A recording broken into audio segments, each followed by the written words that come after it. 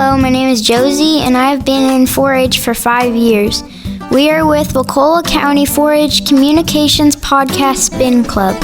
We would like to introduce you to someone we see as a local hero, Mr. Brandon Barber, who owns a local food truck, The Ark.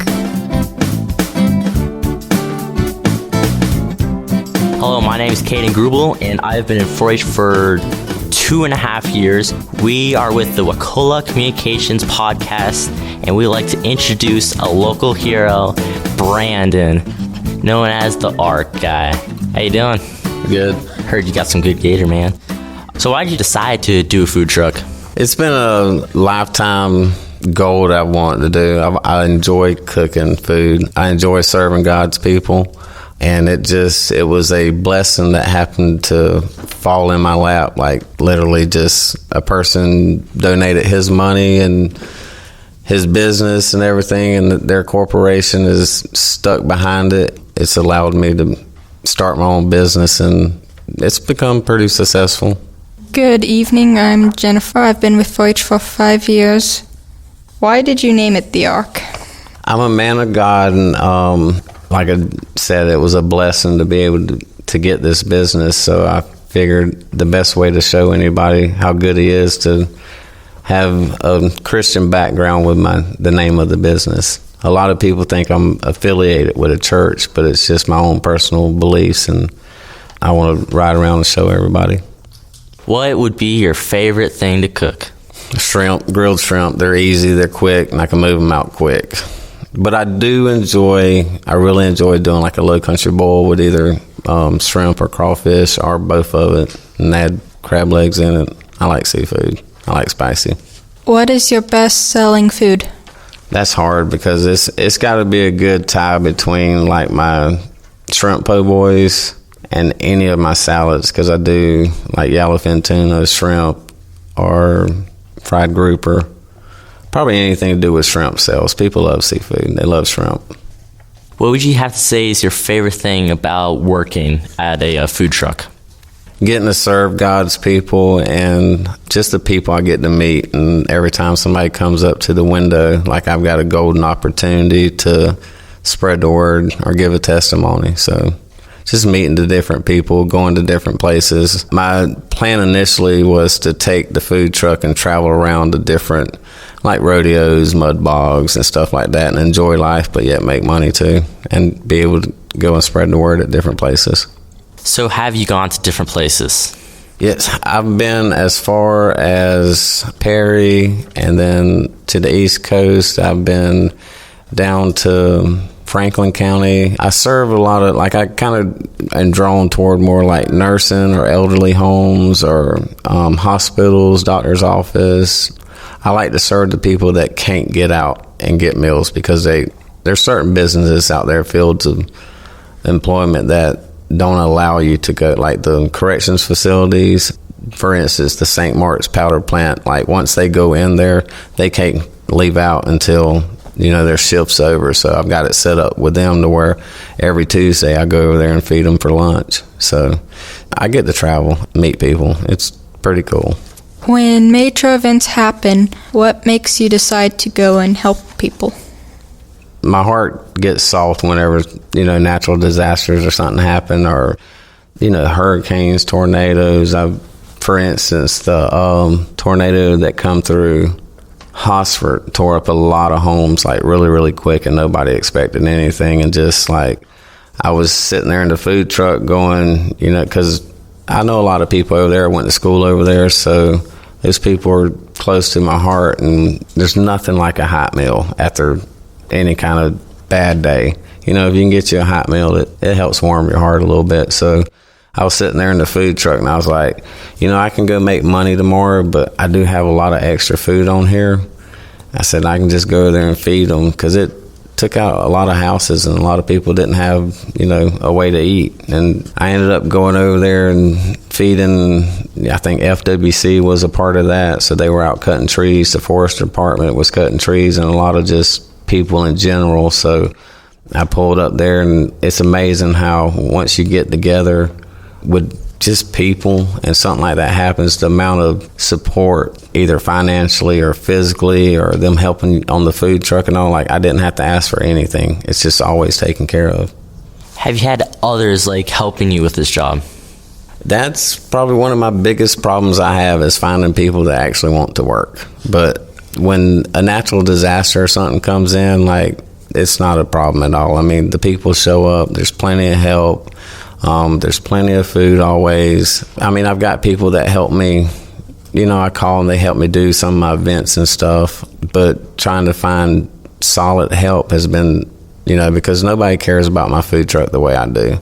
So I'm picky about the food, the taste, the presentation, the serving at the window. And, like, I have to do all of it because, I mean, it's hard finding help. What would your perfect worker act like? What are some personalities you look for in a worker? The perfect worker for me would probably be, you know, somebody that just has a good vibes about them. You can just look at them. They're always smiling. They're a hard worker. They got a backbone to, like, take initiative of things and not just constantly wait on, you know, to tell them what to do. You know, I'd like to find somebody that's been in the food career some, because I mean, I ran an ad one time and asked, you know, I was going to pay $20 an hour, and I had this guy call me. He's like, "Hey, man, I can start today." I was like, "Well, what kind of experience you got?" And he's like, "I'm a carpenter by trade. I build houses." And I was like, "Well, the only thing I really need built here is sandwiches. So I don't know if you're still interested or not." He's like, "Well, probably not." So, I mean, it would be nice to have somebody that was fresh, that doesn't know much about it, so I could train them the way I want it to. But then again, somebody that really has good training and cares about cooking, I mean, they could work out as well. My name is Kaylee, and is there a specific age you're wanting for a worker? I mean, somebody 16 or so would be nice. Just, they wouldn't have much work experience, but somebody like that you can kind of train. They'd listen to you. They'll do what you say, show you respect, stuff like that. So a younger person would be nice to train, but then again, experience is, you know, you don't have to waste the time of training, but you got to start somewhere. So you mentioned you worked at like tornadoes and hurricanes. What was the experience like, and how many families and like officers and first responders do you think you helped? When I went to Perry and did Aldelia, I started out serving breakfast, lunch, and dinner.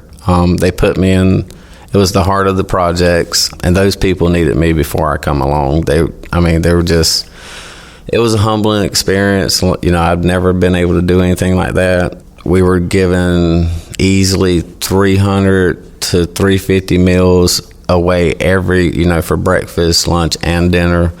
And it physically just wore me down after about 3 days of it, and I had to cut back just to lunch and dinner. And things were starting to move around a little more. You know, normal was coming, you know, electric and stuff like that was coming back, so people were getting back to their normals. And then I switched up and just started doing dinners right there at the end. But during that experience, we probably did about 7,000 to 8,000 meals.